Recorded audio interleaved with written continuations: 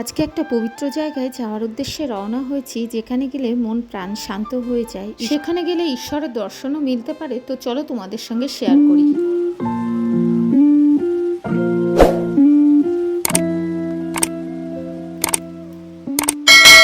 রাধে রাধে বন্ধুরা, তোমরা সবাই কেমন আছো? শর্মিষ্ঠা শ্লোকে ব্লগ চ্যানেলে তোমাদের সবাইকে জানাই অনেক স্বাগতম আর অনেক অনেক ভালোবাসা। একটু বেড়াতে, ওই জন্য কালকে থেকেই কিন্তু এই প্রোগ্রামটা করা ছিল। ওই জন্য সকালে উঠে স্নান ধ্যান করে পুজো দিয়ে তারপরে কিন্তু আমি রেডি হয়ে নিয়েছি।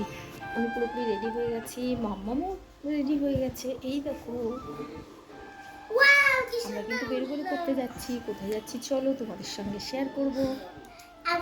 তো দেখো, সমস্ত কিছু গুছিয়ে কিন্তু বেরোনোটা খুব কঠিন ব্যাপার একটা হাউস ওয়াইফের। ভেবেছিলাম একটু সকাল সকাল বেরোবো, কারণ বাইরে কিন্তু প্রচণ্ড রোদ। আর মামামকে নিয়ে যাব, মামামের একটু শরীরটা খারাপ, মামামের একটু গলায় ব্যথা ব্যথা হয়েছে। ওই জন্য ভেবেছিলাম যে অনেকটাই সকালে বেরিয়ে আসবো, কিন্তু সেই যে বললাম কাজের এত প্রেশার, সকাল সকাল যে রান্না বান্না কাজকর্ম করে একটু তাড়াতাড়ি বেরিয়ে আসবো সেই উপায়টা কিন্তু নেই। তো দেখো এখানে এসেও সেই দাঁড়িয়ে পড়লাম রোদ্রের মধ্যে। এখনও কিন্তু ট্রেন আসেনি, ট্রেন আসবে বলে গেট পড়ে গেছে। এই একটা বড় সমস্যা জানো তো, অনেকটা টাইম কিন্তু এখানে দাঁড়িয়ে থাকতে হবে। আর পৌঁছাতে প্রচণ্ড জ্যাম হয়ে গেছে, তুমি খুব তাড়াতাড়ি কিন্তু ইচ্ছা করলে বেরোতেও পারবে। এদিকে কিন্তু আমাদের অনেকটাই দেরি হয়ে গেছে, দাঁড়িয়ে আছি কখন গেটটা খুলবে তারপরে যাবো। দেখো ওই পাশে দাঁড়িয়ে আছে সবাই। ধরে থাকবো নাকি? ও হেলমেটটা ওইভাবে করো না, গরম লেগে যাচ্ছে। কি করবে তা? বাবা কি গরম রোদ। দেখো সবাই দাঁড়িয়ে আছে। পড়বে তো বাবা, পড়বে না তো? পিছনে অনেক লোক আছে। আমারও তো গরম। দেখি কখন পৌঁছে, বেশি সময় লাগবে না, পৌঁছে যাবে এক্ষুনি।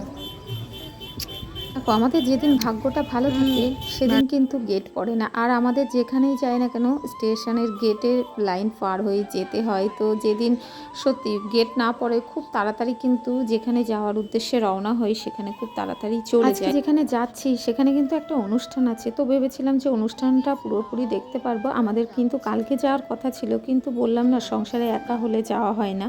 তো চলো দেখি কখন লালগোলা। আর এখানে কি দাঁড়িয়ে গরম লাগছে, দেখো লালগোলা ঢুকছে, লালগোলা।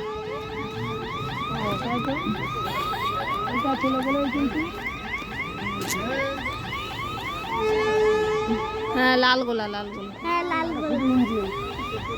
মানু পড়ে নাও, মানু পড়ে নাও।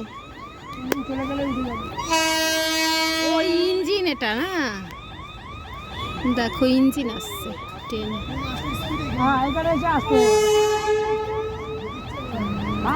ঢুকে পড়ার মধ্যে আসতে পারে।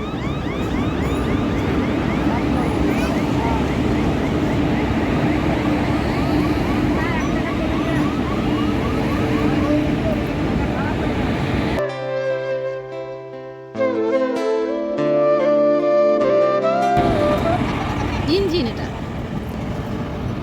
চলে গেল। তো দেখো আমরা কিন্তু জায়গায় চলে এসেছি, আর এখানে হলো নাম সংকীর্তন হচ্ছে। তো 3 দিন 4 দিন হয়, তো আমরা কিন্তু আসতে পারিনি, ওই জন্য কিন্তু শেষের দিনই এসেছিলাম। আজকে কিন্তু মহোৎসব মানে শেষ দিন। তো এখানে এসে দেখো প্রথমেই কিন্তু ঠাকুরকে দর্শন করে নিলাম, সত্যি মন প্রাণ জুড়িয়ে গেল। এখানে দেখো গান বাজনা হচ্ছে কয়দিন ব্যাপী। তো আজকে যেহেতু মহোৎসব, ভোগ আরতি একটু পরে শুরু হবে। এখানে গুরুদেব এসছে, গুরুদেবকেও একটু প্রণাম করে নিলাম। আর এখানে দেখো ভোগের আয়োজন করেছে, সেই ভোগের আয়োজন কিন্তু এখানেই হচ্ছে। মানে এটা কিন্তু আলাদাভাবেই সব কিছু তৈরি করতে হয়। ঠাকুরকে এই ভোগ নিবেদন করবে, মানে এই প্রসাদের যে আলাদা একটা টেস্ট তোমাদের কি বলবো, মানে প্রসাদটা খেলে সত্যি অমৃত সমান। তো দেখো এখানে কিন্তু এটা আমার মাসি শাশুড়ি মনিরা কিন্তু নিজেরাই বাড়িতে অষ্টপ্রহর দিচ্ছে। তো মাসিমণি আর মেসোমশাই দেখো এখানে প্রসাদ নিয়ে যাচ্ছে, ঠাকুরকে নিবেদন করবে।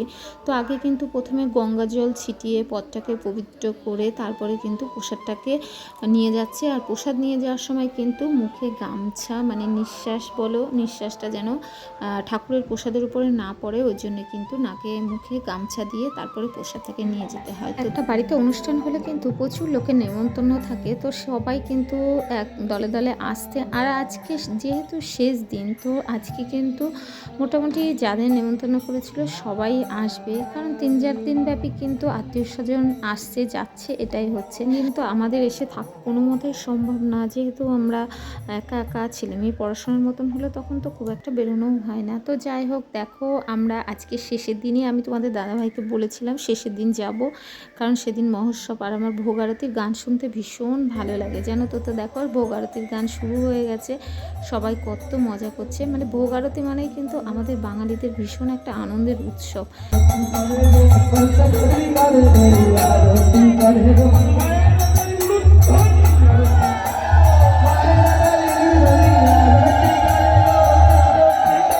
দেখো এটা কিন্তু আমার শ্বশুরবাড়ির দিক থেকে আত্মীয়ের বাড়ির উৎসব, তো এটা হলো আমার মাসি শাশুড়ির বাড়িতে উৎসবটা ছিল। তো দেখো এখন কিন্তু ভোগ আরতির শেষের দিকে, আর ভোগ আরতিতে কত লোক হয়েছে দেখেছো। ভোগ আরতিটা কিন্তু আমার ভীষণ ভালো লাগে জানো তো।